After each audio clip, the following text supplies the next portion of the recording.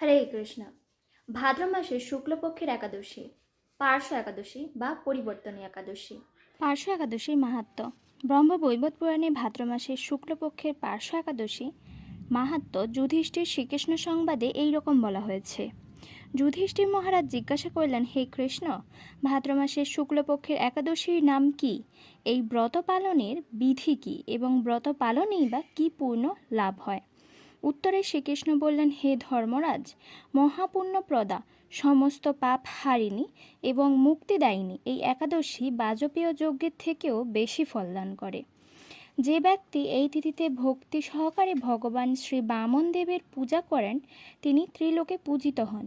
পদ্মফুলে পদ্মলোচন শ্রী বিষ্ণুর অর্চনকারী বিষ্ণুলোক প্রাপ্ত হন।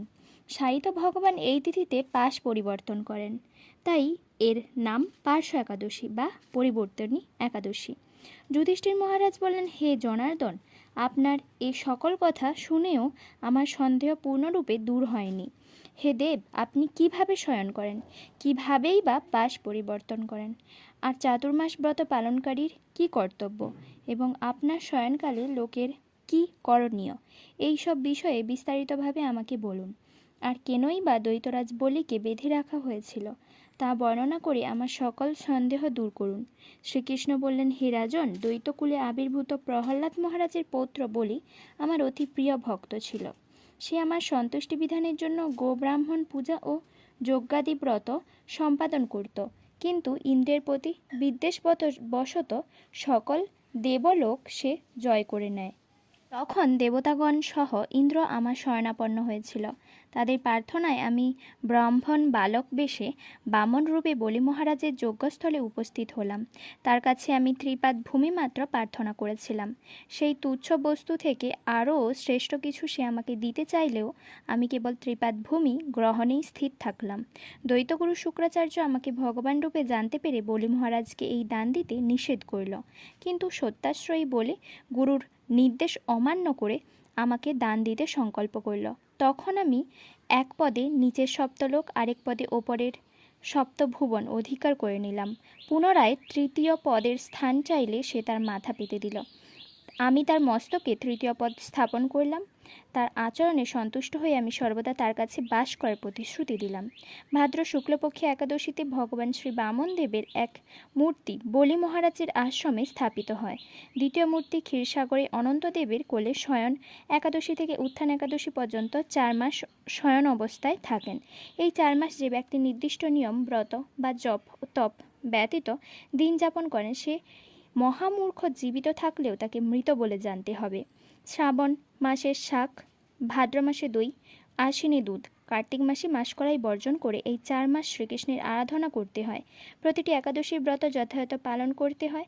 সাহিত্য ভগবান পার্শ্ব পরিবর্তন করেন বলে এই একাদশী মহাপুণ্য ও সকল অভীষ্ট প্রদাতা। এই একাদশীর ব্রত পালনে 1 সহস্র অশ্রমিক যজ্ঞের ফল লাভ হয়। পরের দিন পালনের সময়সূচি।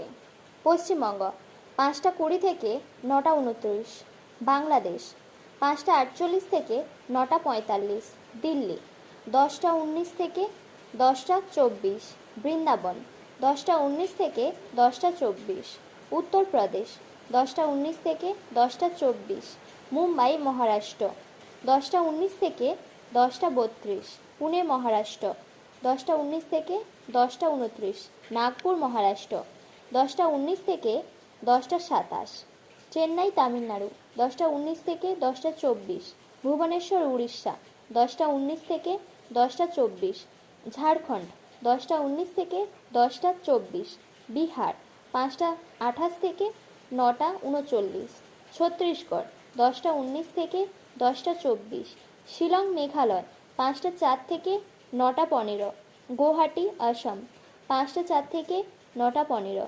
আগরতলা ত্রিপুরা 5টা 7 থেকে 9টা 18, মিজোরাম 5টা 1 থেকে 9টা 11, মণিপুর 5টা 56 থেকে 9টা 7, নাগাল্যান্ড 4টা 53 থেকে 9টা 4, অরুণাচল প্রদেশ 4টা 57 থেকে 9টা 9, সিকিম 5টা 16 থেকে 9টা 28, উত্তরাখণ্ড 10টা 19 থেকে 10টা 24, হিমাচল প্রদেশ 10টা 19 থেকে 10টা 24, পাঞ্জাব 10টা 19 থেকে 10টা 20, হরিয়ানা 10টা 19 থেকে 10টা 24, রাজস্থান 10টা 19 থেকে 10টা 27, গুজরাট 10টা 19 থেকে 10টা 36, মধ্যপ্রদেশ 10টা 19 থেকে 10টা 24, হায়দ্রাবাদ তেলেঙ্গানা 10টা 19 থেকে 10টা 24, ব্যাঙ্গালোর কর্ণাটক 10টা 19 থেকে 10টা 24, কেরালা 10টা 19 থেকে 10টা 20, জম্মু কাশ্মীর 10টা 19 থেকে 10টা 21, আন্দামান নিকোবর